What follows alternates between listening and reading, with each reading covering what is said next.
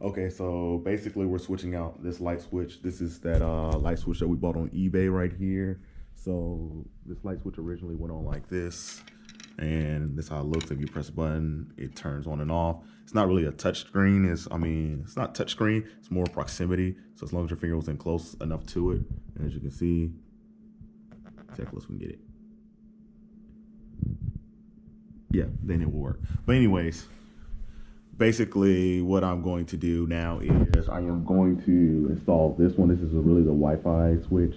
The one right here is not Wi-Fi, which is the issue. The reason why I have the light on the hallway is because we're about to cut the power to here and we won't be able to see it. So I got this already installed. I got it flash and everything. I should have showed the video of me flashing it, but I didn't, so my bad. So anyways, we get this working. We get the first one on. We get it control the bedroom light.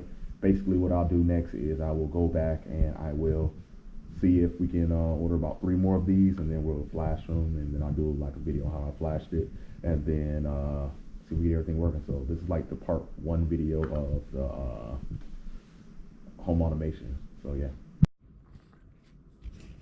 Okay, so I got the new light switch on. There we go. It's right here. Switched it out and it works. Okay, cool. And also I have it connected to the Wi-Fi and everything, so it's working. But the thing is now we don't have a faceplate for it, and this one does not work. So as you can tell, this is how it kind of fits over it, and that is not what we need or want. So what I'm going to need to do is I am going to need to either buy or make my own faceplate to fix over this. That way we don't have the ugly hole in the wall, and also so you don't be touching anything in here like wires. So yeah, that's next to get fixed. So the goal is probably going to come over here, and we're probably going to use one of these 3D printers. Probably not that one because that's too small, but we'll probably use this 3D printer right here to print out a faceplate.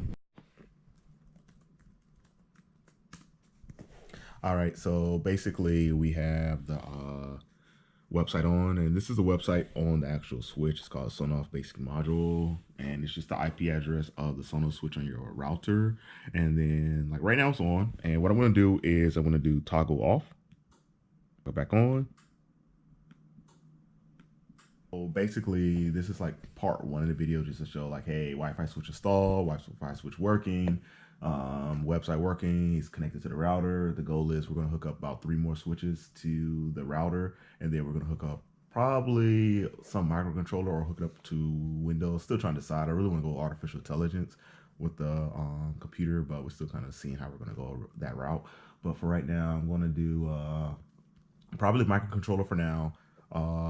Went ahead and bought like a not bought, but got Xcode installed so we can make an iPhone app and everything too. Because the whole goal is I want my own stuff. I don't want to depend on Amazon. I don't want to depend on Google. I just want to be able to just control everything on my own without having to worry about that, giving them permission for everything and all the other stuff. So yeah, we're gonna see how that goes. But this is part 1. Part 2 is actually I guess when I print out the faceplate for the switch, and then also when I switch over to actually getting the code to run, or just get the basic code running for turning on and off the switch and getting the status too. So let's see.